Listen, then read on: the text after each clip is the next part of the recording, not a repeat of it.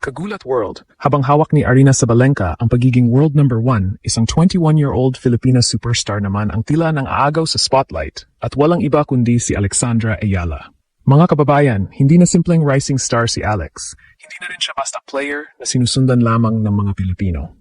Sa Washington, gumawa siya ng kasaysayan matapos talunin si Jessica Pegula, 4'6", 6'4", 6'0", upang maging kauna-unahang Filipino player na nagkampeon sa WTA Tour Singles. Dahil dito, umakyat siya sa career high world number 20 at naitala ang ikalimang sunod niyang panalo kontra top 10 opponent. Pero mas nakagugulat ang nangyari pagkatapos ng championship. Hindi na mapigilan ang pagdagsa ng fans, media attention at online engagement kay Alex. Sa Pilipinas, biglang lumakas ang interes sa tennis. Dumami ang naghahanap ng courts, coaches at lessons.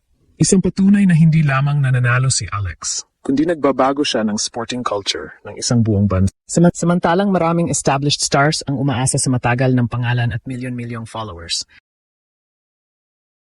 Si Alex ay may kakaibang puwersa, isang aktibo, emosyonal at napakalaking Filipino fanbase na sumusunod sa kanya saan man siya maglaro. Kaya ang tanong ngayon, nalampasan na ba ni Alex si Sabalenka sa kasikatan? Malakas ang argumento na si Alex na ngayon ang pinakamainit at pinakanakakakilig na superstar sa women's tennis. Hindi lamang siya hinahabol ng spotlight. Si Alex na mismo ang spotlight. May mga atleta na kailangang maghintay ng maraming taon bago mapansin ng buong mundo. May iba namang kailangang manalo ng maraming Grand Slam titles bago magkaroon ng milyon-milyong supporters. Pero si Alex, parang iba ang batas ng kasikatan na sinusunod. Sa edad na 21, hindi lamang niya pinapasok ang elite level ng women's tennis. Unti-unti niyang inaagaw ang sentro ng entablado mula sa mas matatagal at mas established na pangalan ng WTA. At dito pumapasok ang comparison kay Aryna Sabalenka.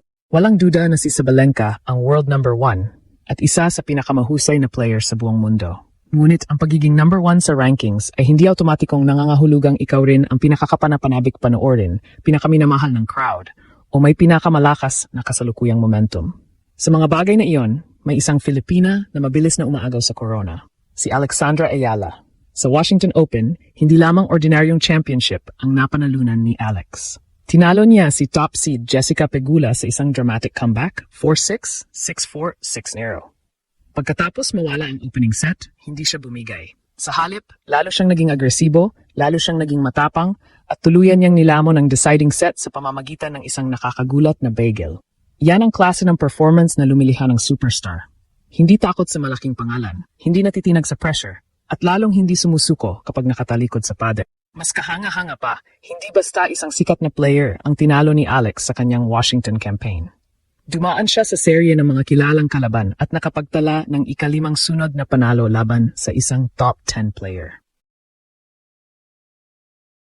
Sa isang tour na puno ng power hitters, Grand Slam champions at veterans, ipinakita ni Alex na hindi na siya bisita sa pinakamataas na antas. Kasama na siya sa mga kinatatakutan. At matapos ang kanyang historic title, umakyat siya sa world number 20, ang pinakamataas na ranking ng kanyang career. Pero mga kababayan, hindi lamang resulta ang dahilan kung bakit napakalakas ng dating ni Alex. Ang tunay nagpapahiwalay sa kanya ay ang koneksyon niya sa mga tao. Kapag naglalaro si Sabalenka, maraming tennis fans ang nanonood dahil isa siyang champion at world number 1. Kapag naglalaro si Alex, hindi lang tennis fans ang sumusubaybay. Buong pamilya ang nanonood. Mga Pilipino sa Canada, America, Europe, Middle East at Asia ang naghihintay sa kanyang schedule. Mga taong dati ay hindi alam ang pagkakaiba ng WTA 500 at WTA 1000 ay biglang nag-aaral ng draws, rankings at match times. Iyan ang klase ng impluensyang hindi basta nakikita sa ranking points. Matapos ang Washington victory, iniulat na tila nilamon ng tennis fever ang Pilipinas. Dumami ang interes sa tennis courts at lessons, at maging ang mga sporting clubs ay nakakita ng pagtaas ng demand para sa facilities at equipment.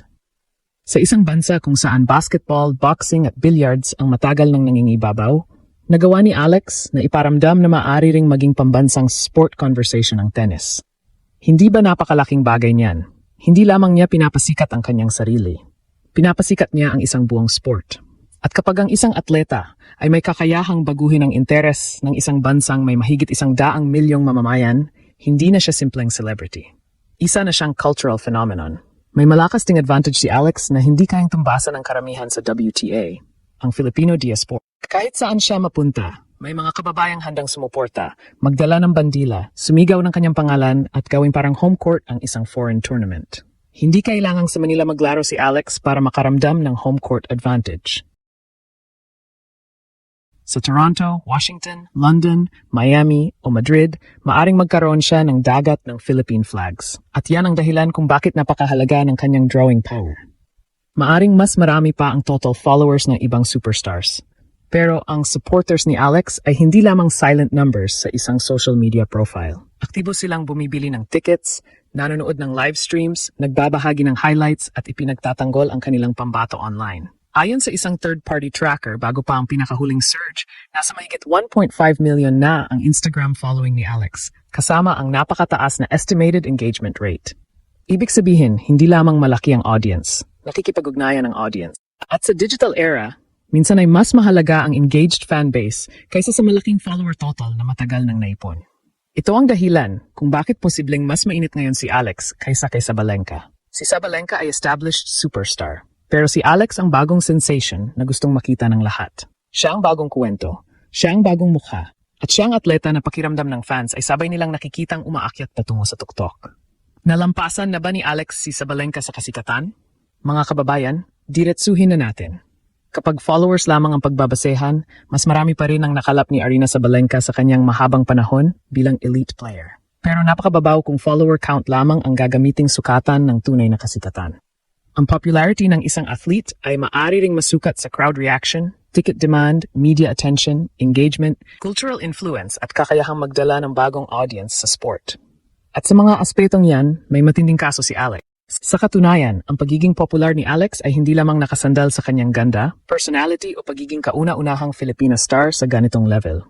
May matibay na pundasyon ang kanyang hype, panalo, trophies, historic achievements, at kakayahang talunin ang pinakamalalaking pangalan. Ang championship niya sa Washington ang pinakamalinaw na patunay. Hindi siya nabigyan lamang ng magandang draw. Hindi rin siya nanalo dahil iniwasan niya ang elite opponents.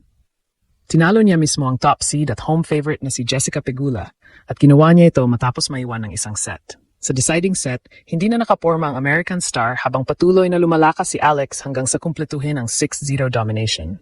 Ang ganong klase ng comeback ay madaling mahalin ng fans. May drama, may tapang, may puso, at may malinaw na statement na hindi na basta umaasa sa upset si Alex. Kaya niya mangibabaw. Kaya rin na special ang kanyang kasikatan. Hindi ito manufactured hype. Hindi ito basta social media trend na mawawala kapag natalo sa isang match. Nanggagaling ito sa tunay na resulta at sa pakiramdam na may mas malaki pang mangyayari. Sa edad na 21, world number 20 na siya at may WTA Tour title na. Kung magpapatuloy ang bilis ng kanyang pagangat, hindi malayong makapasok siya sa top 10 at maging seryosong Grand Slam contender.